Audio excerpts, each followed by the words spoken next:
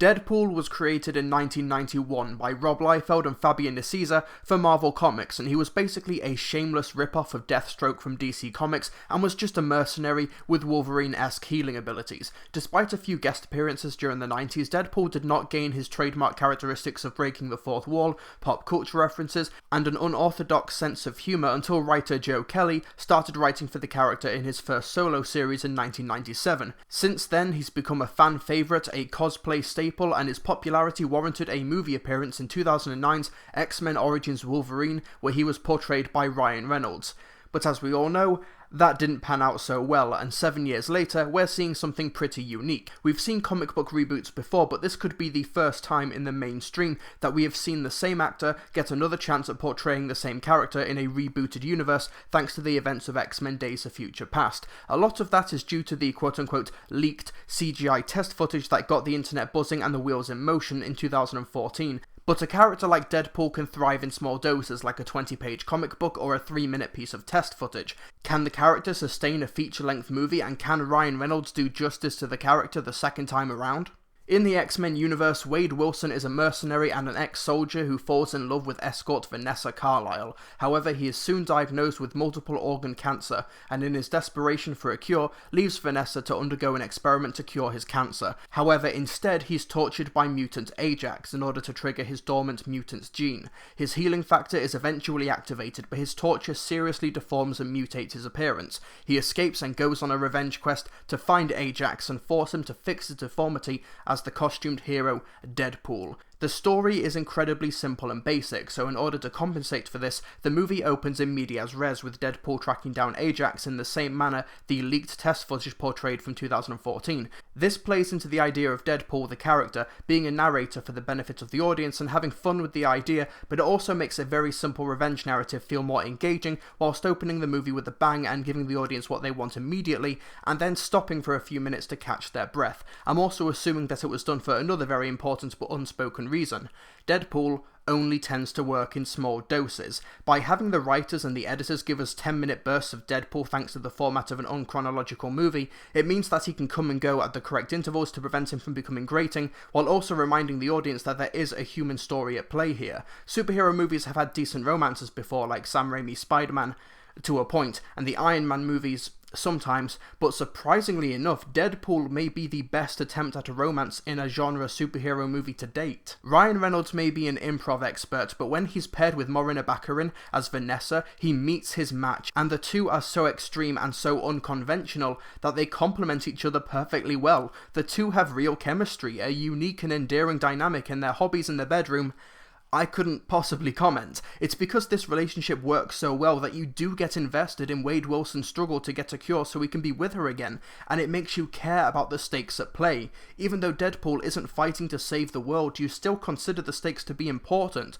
though there are one or two moments in the finale that do seem to buck that trend in distracting ways. Also, despite what the trailers say, Vanessa is a damsel in distress and does nothing to buck that trend. That having been said, her inclusion in the finale does pave the way for one of the sweetest moments that I think I've ever seen in a comic book movie, and I wasn't expecting that from Deadpool. Speaking of stuff never seen before in a comic book movie, we have a fourth wall breaking Deadpool, and not just in regards to him talking to the camera, but everything about the film's format. Just like Deadpool utilised the comic book style to make snide comments about being made out of paper and ink, in his first true film adaptation, he utilises the ideals of movies with hilarious results. From the opening titles to the end credits, the flashbacks, music cues and more, Deadpool treats whatever format he is in as a playground for anarchy, and in Deadpool, he's found a whole new world and a whole new format to play with. That world in question is the X-Men movie universe, which means we do get X-Men appearances from Colossus, an X-Men trainee Negasonic Teenage Warhead, and these two don't just have cameo appearances, they play an integral role to the story and the themes at play, and not just, as Deadpool points out, the fact that they are the only X-Men the studio could afford for the movie. Colossus is meant to portray the square-jawed hero archetype that Deadpool should be, and Negasonic Teenage Warhead plays the role of an angsty teenager who has had enough of Deadpool's nonsense, though I do wish he had more to do in the finale. But of course, let's not forget Ryan Reynolds, who throws everything he has got into this role. Even though he wears a mask for most of the runtime, it feels like Ryan Reynolds is always in that suit, because he has got such an expressive personality. His vocal delivery is amazing, he's not restrained by the heavy makeup effects when he's deformed, and he even manages to flex his dramatic muscles when appropriate, which makes you invested in Wade Wilson's struggle to get his own life back. The scene where he learns that he has cancer, what a great performance! And his scenes with fellow comedian TJ Miller, I never wanted them to end. As for the rest of the cast, Ed Skrein does a decent job as the villain, but he's incredibly generic. He's just a British bald guy with an evil plan.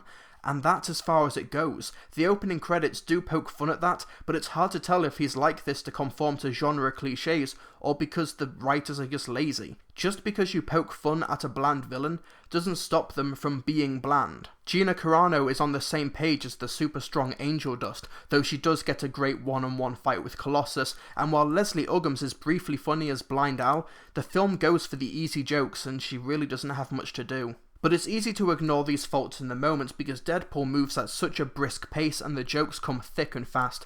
At 108 minutes, it's safe to say that I got at least one laugh per minute with Deadpool. Slapstick, wordplay, lampshade hanging, jokes with long-term setups, extreme gross-out humour, sex humour, back and forth improv, gallows humour, references to other movies.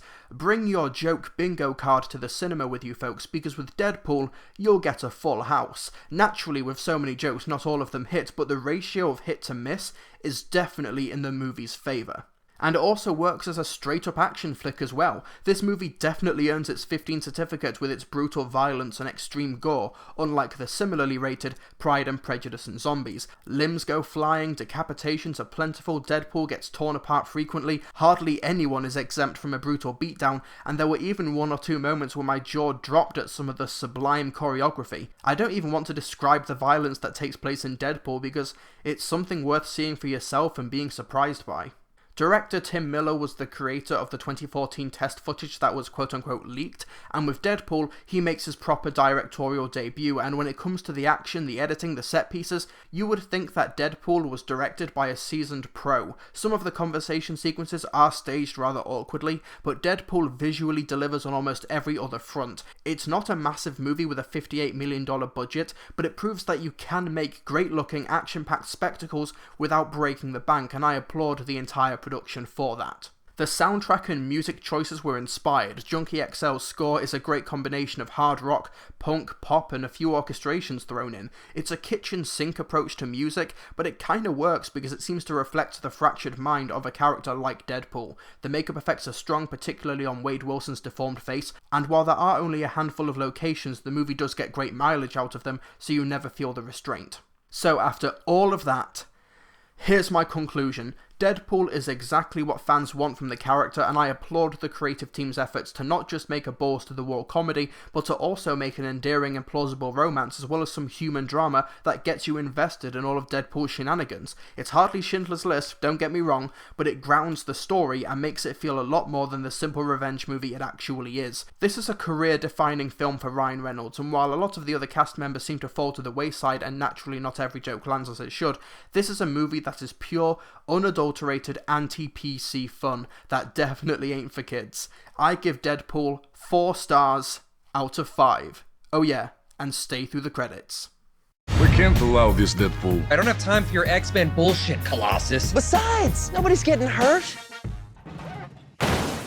That guy was up there before we got here. Hey folks, thanks for listening to my review. You can find these reviews a day early on my website, so be sure to visit www.trilbee.com regularly where you can find a written version. I'm just experimenting with a new format, so let me know if you like these audio reviews to complement the written ones. Your feedback is greatly appreciated. But more importantly, what did you think of the film? Be sure to let me know in the comment section below. Be sure to subscribe for more movie-related analysis. Please hit that like button as it really helps me out, and you can support my content through Patreon for exclusive perks and rewards and updates. I'll see you folks next time.